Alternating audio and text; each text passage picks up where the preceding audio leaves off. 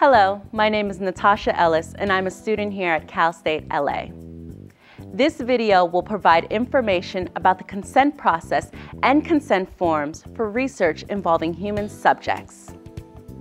The consent process and consent forms are described in more detail in Chapter 3, Section 3.4 and Chapters 4 and 5 of the IRB Application Guidelines. The IRB will review the descriptions you provide about how you will obtain consent from subjects and who will obtain consent, as well as any request for waiver of documentation of consent or any part of the consent process. The IRB will also review the templates for the consent materials you intend to use. Informed consent is an ongoing process, not just a piece of paper.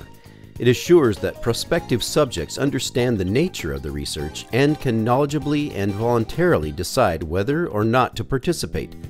In the application, you must describe the process used to present the study to potential subjects.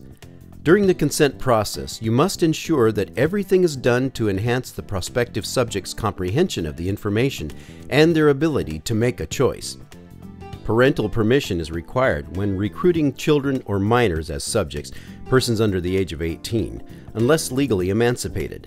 Parental consent must be obtained prior to seeking the assent of the minor subject. A child who refuses to participate or decides to stop participating supersedes parental consent. When recruiting subjects who are cognitively impaired, you must evaluate whether the individual is capable of making an informed choice to participate in the research. If the individual is not legally able to consent for him or herself, the person who is legally authorized to serve as the individual's advocate and caretaker is responsible for determining whether the study is appropriate.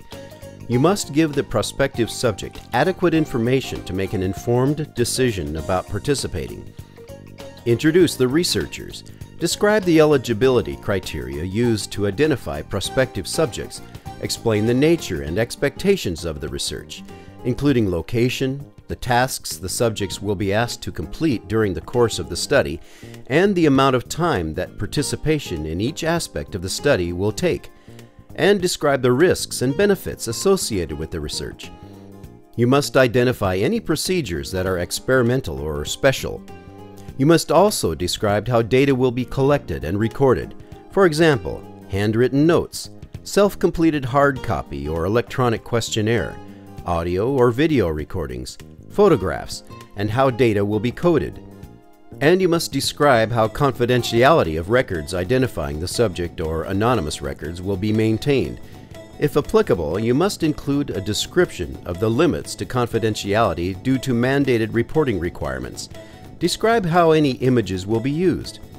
If you would like to present the recorded image for purposes other than the research for which the subject is consenting, for example, for educational purposes or to publish along with the thesis, an addendum to the consent or a separate release form should be used to obtain this authorization.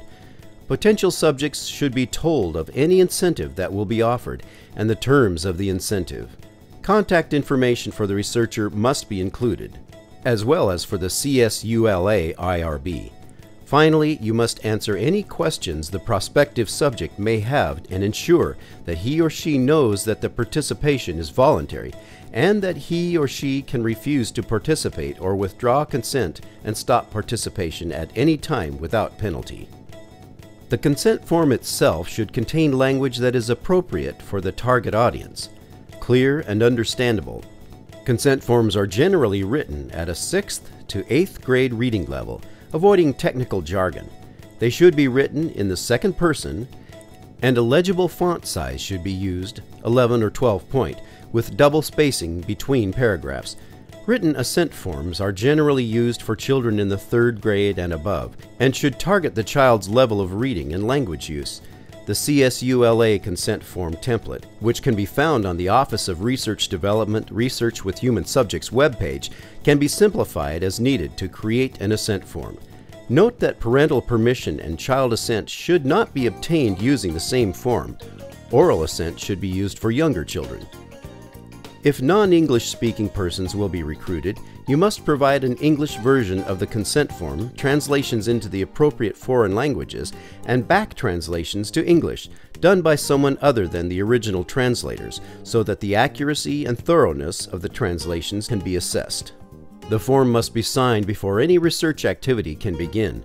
Following signature, each subject and, where appropriate, the parent or guardian, are given copies of the approved consent and assent forms. Other videos on the Office of Research Development Research with Human Subjects webpage contain information about different topics related to your IRB application. Thank you for taking the time to watch this video.